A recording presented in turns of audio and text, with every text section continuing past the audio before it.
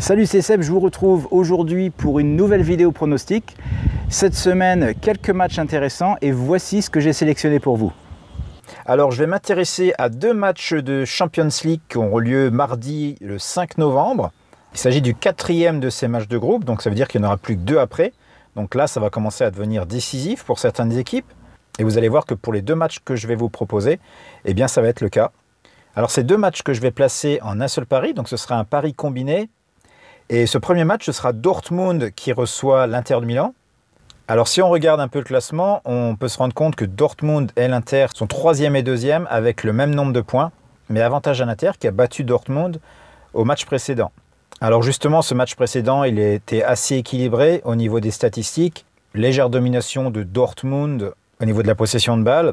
Maintenant, la réussite a été du côté de l'Inter et ils l'ont porté 2-0. Au niveau des confrontations en Ligue des Champions, eh bien, le match précédent, c'était le seul match qui s'est déroulé entre ces deux équipes en Ligue des Champions. Donc on n'a pas trop de repères à ce niveau-là. Maintenant, je vais regarder rapidement ce que chacune des équipes fait dans son championnat respectif. On va commencer par l'équipe qui reçoit, donc Dortmund.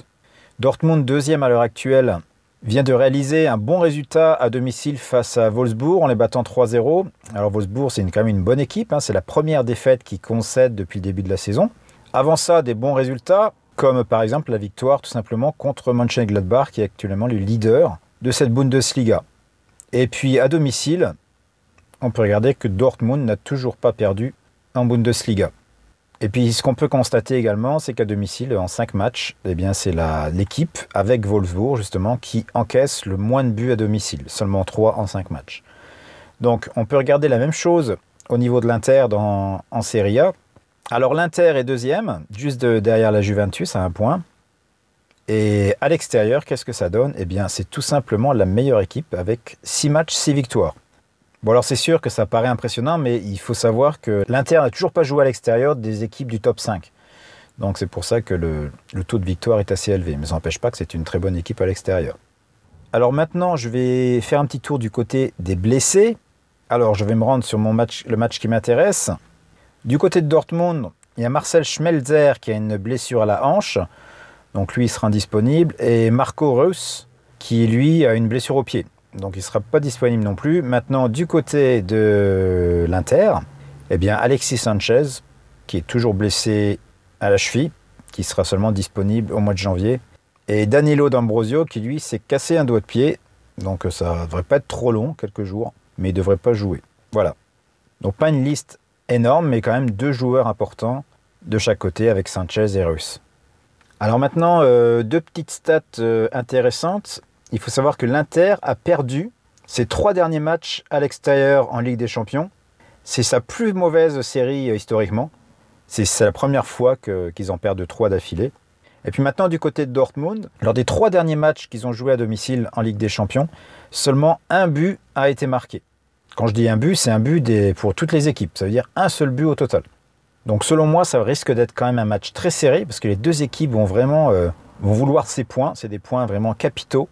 Et je vais être relativement prudent en choisissant le pari double chance sur Dortmund. Donc victoire de Dortmund ou match nul.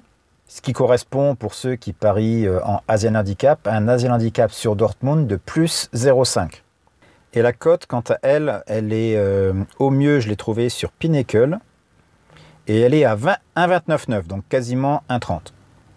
Et donc je vais passer à l'autre match, et puis après, je vous donnerai la cote globale, et je ferai un petit comparatif avec les bookmakers Argel. Donc, notre deuxième match de la soirée sera Lyon qui reçoit Benfica.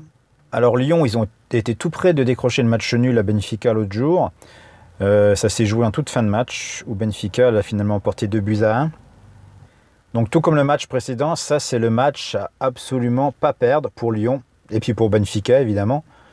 Pour Lyon, parce que derrière, eh bien, il y a le Zénith à l'extérieur à jouer, et puis il y a Leipzig qui reçoivent à domicile.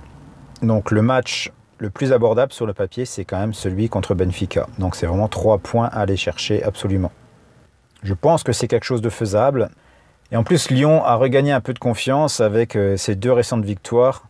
La première contre Metz et puis la dernière en toute fin de match à Toulouse, qui fait du bien aux Lyonnais. Alors rapidement, au niveau des blessés, Bon, pas grand-chose. Il y en a quand même une de marque du côté de Benfica, toujours la même. C'est Rafa Silva, qui a une blessure aux adducteurs. Donc c'est quand même le deuxième meilleur buteur de Benfica. Donc il devrait être absent.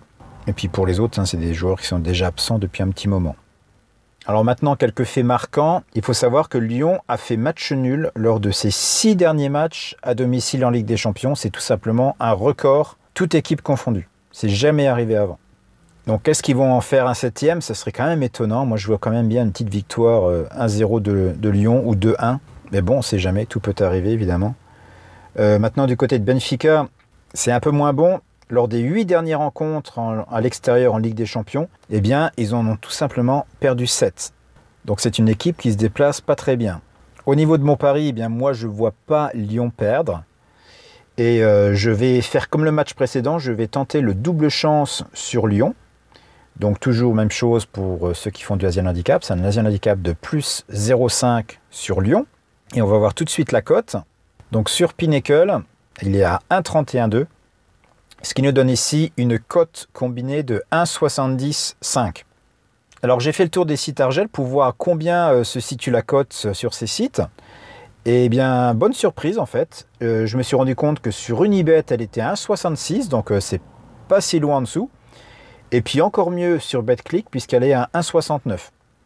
Bon, c'est sûr, c'est une cote qui peut encore évoluer d'ici mardi. Là, je l'ai à 1,75, peut-être qu'elle sera à 1,75, je ne sais pas. Mais je ne pense pas qu'elle sera en dessous. Donc l'idéal en général, c'est d'attendre la veille pour placer votre pari. Et puis comme la plupart de mes paris combinés, eh bien, je vais miser 1% de mon capital sur celui-ci. Alors, est-ce que vous êtes d'accord avec ce pronostic? Dites-le moi en commentaire. Et vous pouvez également indiquer si vous avez trouvé un autre match intéressant avec une bonne opportunité de pari. Et aussi, si vous ne le savez peut-être pas, des pronostics, je n'en donne pas que sur YouTube. Et si vous souhaitez en recevoir d'autres, c'est très simple. Il vous suffit de cliquer sur le lien pronostic offert qui se trouve juste en dessous de cette vidéo. Ça vous permettra de les recevoir chaque semaine. Et puis si ce n'est pas encore fait, pensez à vous abonner à la chaîne et pensez à activer la petite cloche. Ça vous permettra d'être averti dès que je publie une nouvelle vidéo. Donc c'est tout pour aujourd'hui. N'oubliez pas le petit pouce bleu. Bon pari à tous et à très bientôt.